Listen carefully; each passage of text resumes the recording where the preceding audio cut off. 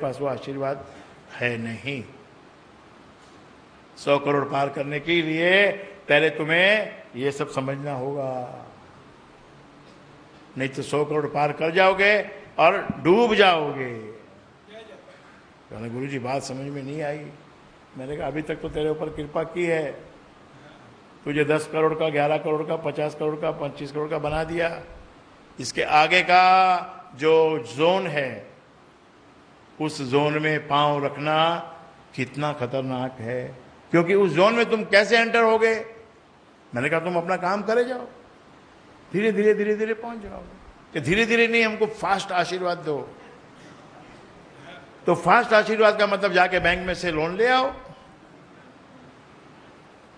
अपने कागज पत्री कैसे भी बना के कोई सीए को बिठा के उसको फीस जरा अच्छी दे के उधर रिश्वत खिला के है उसको दे दो, और फिर बाद में 100 करोड़ ले लो, और उसी दिन से फिर डूबने शुरू हो जाओ। कमाया नहीं है ना, लाए हो कहीं से, लोन पे लाए हो, कमाया नहीं है, इसीलिए चलेगा नहीं। कितना खर्चा करो, 500 रुपए में फर्स्ट क्लास पर्स मिलता है, 1000 रुपए में भी मिलता है, बहुत अच्छा मिलता है, और 2000 रुपए में तो बहुत ही अच्छा मिलता है। उसके अंदर आपका रुपया पैसा सब सेफ रख सकते हैं अंदर। आपका लिपस्टिक पाउडर भी उसके अंदर एक छोटा पॉकेट होता है, अंदर रख सकते हो। छुट्टे उट्टे पैसे भी रख सकते हो, कुछ फोटो वोटो भी छुपा सकते हो उसके अंदर में। हाँ भाई, कभी बरसात हो जाए, धन की बारिश होती है, जीवन में एक बार धन की बारिश होती है, एक बार तो जरूर होती है। और उसमें धन कैसे बरसता है, सोना बरसता है, सोना गोल्ड बरसता है। बस उस दिन जाके वो ले आना 1 लाख वाला पर्स, तो उस दिन तुम क्वालिफाइड हो, उस दिन तुम क्वालिफाइड हो। वो पीरियड तुम्हारे जीवन में लगभग जब गुरु ग्रह जब तुम्हारी राशि में आता है 13 बरस में एक बार, शनि आता है 30 बरस में एक बार, और गुरु आता है 13 बरस में एक बार। गुरु थोड़ा कृपालु है ना, तो 13 बरस में फिर लौट के आ जाता है। वो जब आता है तो तुमको मकान भी मिलता है, तुमको धन भी मिलता है, तुमको स्त्री भी मिलती है या पति भी मिलता है। ऐसा गुरु, उसको बेनिफैक्टर बोलते हैं, बेनिफिट देता है। वो एक गुरु ग्रह ऐसा है जो बेनिफिट देता है। शनि ग्रह ऐसा है जो जस्टिस करता है। अभी जस्टिस में तुम्हारे हिस्से में बहुत कुछ भी आ सकता है, अगर तुम्हारे साथ अनजस्टिस हुआ है तो शनि आएगा तो तुमको जस्टिस दिलवाएगा। बोलो, हम शनि से डरते हैं, लेकिन if somebody has done wrong with you, then he will be punished, not you, and you will get the reward. You will get the reward. तो देखिए, तेरे मानस वेग का बल है सीमातीत, तेरी मानस शक्ति से में बसे विजय और शुभ जीत।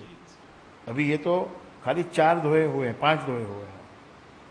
अभी 5 दोहों के अंदर इतनी बातें इसके अंदर बसी हुई हैं, समझने लायक हैं। आगे पढ़ने की जरूरत नहीं है, अभी पहले इनको ही समझेंगे, इनको समझ के चलेंगे।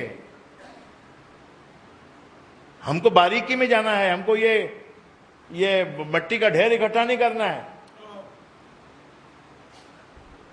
हमको समझना है कि हमको ये गुरु क्या बोल रहा है और क्यों बोल रहा है, और बोल रहा है तो क्यों बोल रहा है, और बोलूं तो फिर मैं शिष्य बनाऊं तो क्यों नहीं मानूं। मानूंगा जब भी तो शिष्य बनेगा। शिष्य का मतलब ही होता है जो गुरु की बात माने वो शिष्य, जो ना माने वो अनुयायी, केवल झंडा उठा के चलने वाला, वो भी जरूरी है भाई, आवश्यक है।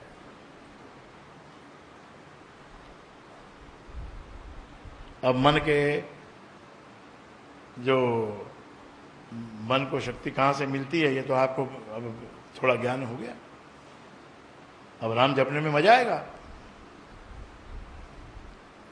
अब डिप्रेशन में जो जाते हैं वो क्या है, वो राम जपे।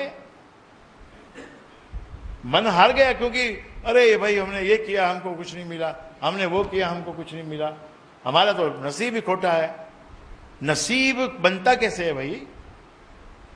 नसीब के अलावा नसीब एक समय का प्रोडक्ट है। नसीब, ये काम किया इसमें नहीं बात बनी, ये काम किया इसमें बात नहीं बनी, तो उसको फिर नसीब को खोट दिया जाता है। ये अपने जो विद्वान लोग इतने होशियार हैं, उन्होंने फिर भी खोट तुमको नहीं दिया।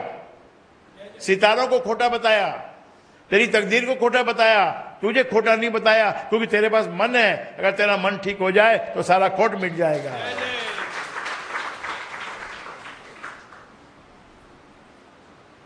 मन कमजोर क्यों पड़ता है? क्यों कमजोर पड़ जाता है?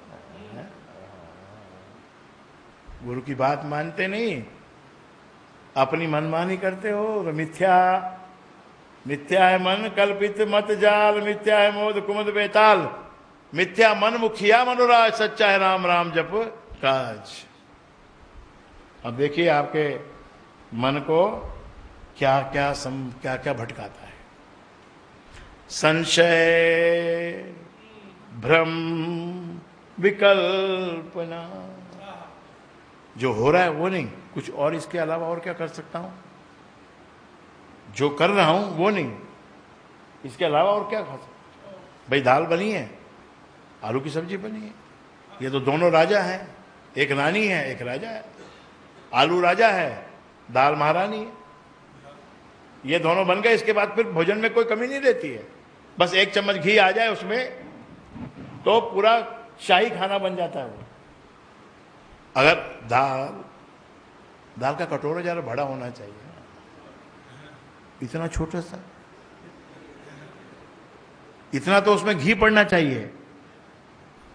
जो जवान लड़कियां हैं, जो जवान लड़के हैं, जवान का अभी डेफिनेशन बाद में बताऊंगा, फिर ये समझ लो, जो जवान लड़के लड़कियां हैं, इनको आप दाल खिलाओ और घी दाल के अंदर मत डालो पकाते टाइम, थाली में घी डालो, थाली में दाल परोसो और उसमें एक कटोरी में 1 चम्मच गरम घी डालो। तो ऐसे खाने से कोई नुकसान नहीं होता। और जो तुम्हारे बाल हैं, जो हेयर का जो ग्रोथ है, उसके अंदर जो ताकत चाहिए, वो 1 चम्मच घी दाल में जब चला जाता है बिना एक्स्ट्रा गरम हुए, जब हम गरम करते हैं ना तो ज्यादा गरम नहीं करते उसको, नॉर्मली 100 डिग्री के आसपास उसको गरम करते हैं। वो जब खाता है तो शरीर पुष्ट होता है, बाल मजबूत होते हैं, लड़कियों के बाल काले रहते हैं और आंखों के नीचे जो काला कालस आ जाती है ना, जो घेरे काला काला घेरा आ जाता है, जिसको देख के लड़का भाग जाता है, वो काले घेरे निकल जाते हैं। तो एक सिंपल बात है। तो ये जब खाना तुमको मिल रहा है फिर भी तुम बोलते हो कुछ और कुछ खाऊं। अरे भाई दाल भी है, आलू भी है, फिर एक सब्जी और भी है, कभी भिंडी है, कभी बैंगन है, कभी परवल है, ये सब होते हुए फिर भी तू सोचता है कुछ और होना चाहिए। यही तेरा मन है, ये तेरा मन ही तुझे ये करवाता है ना ये सब खेल। यहां से यहां का स्वाद पकड़ के वो मन बावड़ा हो जाता है। चलो रे 500 रुपए की एक प्लेट दाल, इतनी सी दाल, पहले तो इतनी आती थी 150 में, इतना बड़ा बॉल आता था भर के। अब रेस्टोरेंट में इतना सा देते हैं 500 रुपए का, और हम खाइए, बिल तो मैं भरूंगा, साला 500 रुपए का बिल आएगा। ये फैशन हो गया, सब फैशन के मार्ग हो गए। जमाई को अपने घर में अच्छी दाल बना के खिलाओ ना तो राजी नहीं होता है, राजी नहीं होता। उसको घी डालो, नहीं नहीं नहीं नहीं घी नहीं, अरे मक्खन डालो, मक्खन नहीं मक्खन नहीं मक्खन नहीं, ब्लैक दाल नहीं, ब्लैक दाल नहीं। कोई दाल सास के बनाई हुई, साले की बनाई हुई शायद थोड़ी थोड़ी पसंद आ जाती है, लेकिन नहीं पसंद नहीं आती तो उसके लिए फिर क्या करना पड़ता है, पिछली वाली गली में जो एक छोटा सा गंदा सा ढाबा है वहां से मंगानी पड़ती है। और वो बोलता है वाह क्या बात है, ऐसा फैशन है। तो तुम किसके भटक के जा रहे हो? संशय, जो गुरु बोल रहा है उस बात में संशय है। बस अब यहां से निकलेंगे तो एनालिसिस चालू। ये बात तो कुछ समझ में नहीं आई, ये बात तो कुछ समझ में नहीं आई। जमाना कहां जा रहा है, गुरु कहां जा रहा है, जमाना कहां जा रहा है, गुरु कहां जा रहा है। एक तो ये संशय और भ्रम और विकल्पना, ऑल्टरनेट, ये नहीं वो नहीं वो नहीं वो। संशय भ्रम विकल्पना। जब तू राम जपेगा तो तुझे क्या फायदा मिलेगा, ये नहीं तुझे भटका है। जब गुरु के दरबार से जुड़ जाएगा फिर तुझे ये तीन बातें जो है ना ये भटकाएंगी नहीं। फिर तू राम का धन्यवाद करके उसी दाल और आलू की सब्जी को खा के बलिष्ठ होगा, बलवान होगा।